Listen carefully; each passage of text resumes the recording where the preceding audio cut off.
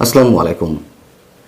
নির্বাচন নিয়ে নানান ধরনের নাটকীয় ঘটনা ঘটবে সে কথা আমরা সবাই জানি, কিন্তু আওয়ামী লীগ তো শুরু থেকেই 12ই ফেব্রুয়ারি নির্বাচন প্রতিহতের ডাক না দিলেও দলের শীর্ষ নেতৃত্ব দলীয় নেতাকর্মীদের উদ্দেশ্যে এই নির্বাচন বর্জনের আহ্বান জানিয়ে আসছেন, নির্দেশ দিচ্ছেন। শেখ হাসিনা থেকে সজীব ওয়াজেদ জয় কিংবা আওয়ামী লীগের অন্যান্য পর্যায়ের শীর্ষ নেতাদের পক্ষ থেকে এই আহ্বান জানানো হচ্ছে।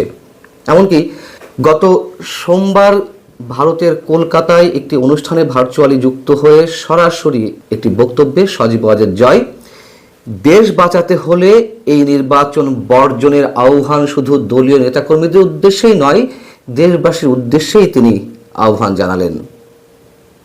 এমনকি সামাজিক যোগাযোগ মাধ্যমে এই প্রচারণা তো শুরু হয়েছে যে নো ভোট নো ভোট, কিন্তু প্রকাশ্যে দেশের কোনো কোনো জায়গায় আওয়ামী লীগ নেতারা ধানের শীষের পক্ষে ভোট চাইছেন।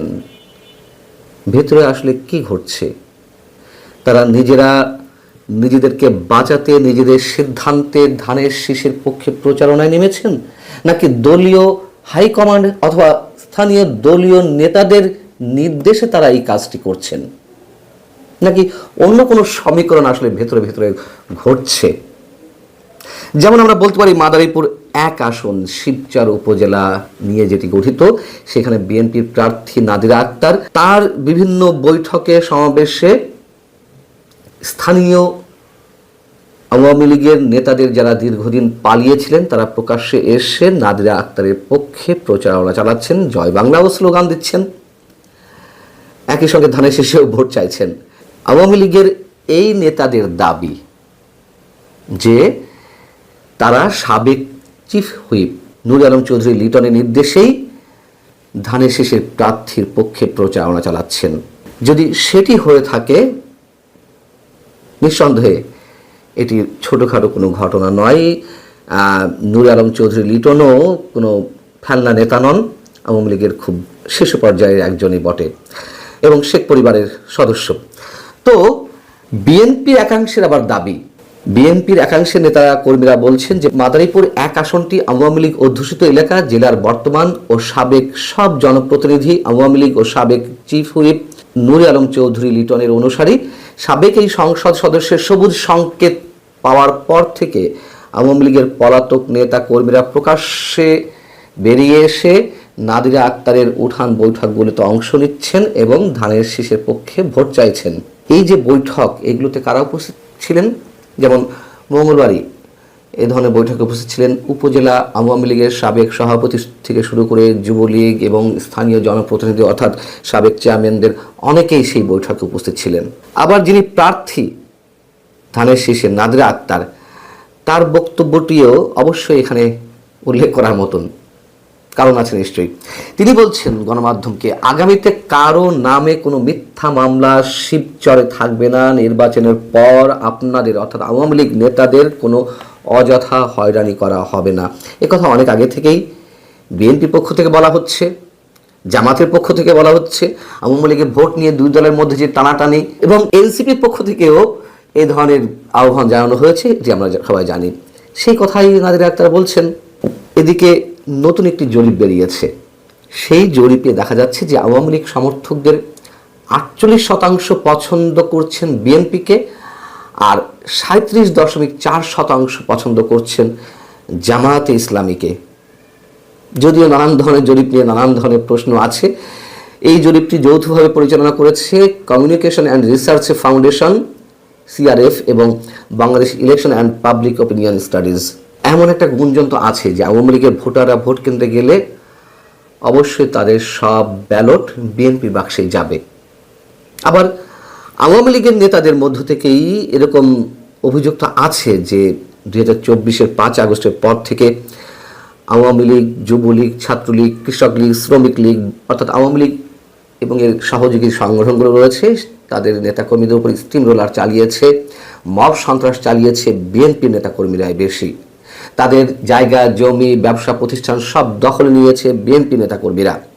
অতএব তাদেরকে ছাড়া যাবে না, তাদেরকে ভোট দেওয়ার প্রশ্নই ওঠে না। এবং যারা বলছেন, অনেকে আবার বলছেন যে বিএনপির উপর প্রতিশোধ নেওয়ার জন্য আবার জামাতকেই তারা ভোট দেবেন, এটি আমার কাছে একেবারে অবিশ্বাস্য মনে হয় যে বিএনপির উপরে এক ধরনের ক্ষোভ থেকে জামাতকে ভোট দেবে, এটি আমার মনে হয় না। তবে হ্যাঁ, স্থানীয় পর্যায়ে ব্যক্তি বিশেষের জায়গা থেকে এরকম হতেই পারে, যারা নির্যাতনের শিকার হয়েছেন তারা সেই ধরনের আক্রোশ মেটানোর জন্য এটি করতেই পারেন, এটি অস্বাভাবিক কিছু না। কিন্তু ব্যাপক অংশে গড়ে জামাতকে ভোট দেবে কোনো সিদ্ধান্ত নিয়ে এরকমটি হওয়ার সম্ভাবনা একেবারেই 0%, এটি আমার কাছে মনে হয়। এখন আরও একটি সিমটম আমরা একটু হাজির করতে পারি সমীকরণ মেলানোর জন্য, যে আওয়ামী লীগ সভানেত্রী শেখ হাসিনা থেকে শুরু করে সজীব ওয়াজেদ জয় এবং তারেক রহমান সাম্প্রতিক সময়ে বিভিন্ন গণমাধ্যমে যেই সাক্ষাৎকারগুলো দিয়েছেন বা বিভিন্ন বক্তব্যে তারা যে কথাগুলো বলছেন, সেখানে আমরা দেখতে পাচ্ছি যে এক দল আরেক দলের প্রতি বেশ খানিকটা নমনীয়, তেমন কোনো আক্রমণাত্মক ভঙ্গিতে তেমন কিছু বলছে না, শুধুমাত্র বিরোধিতার জায়গা থেকে, যতটুকু না বললেই নয়, একেবারে না বললে মানুষের মধ্যে সন্দেহের সৃষ্টি হতে পারে, ঠিক সেই কথাগুলোই বলা হচ্ছে। বরং যে কথাটি আমি শুরু থেকেই বলে আসছি, এই দেশকে বিশেষ কোনো অশুভ শক্তির হাত থেকে বাঁচাতে আওয়ামী লীগ এবং বিএনপিকেই একসাথে রাজপথে নামতে হবে, আন্দোলন করে তুলতে হবে, সেদিকেই সম্ভবত যাবে। তো এই সব জায়গা থেকে কি সত্যি গোপন কোনো সিদ্ধান্ত নেওয়া হয়েছে আওয়ামী লীগের একেবারে ভেতর থেকে?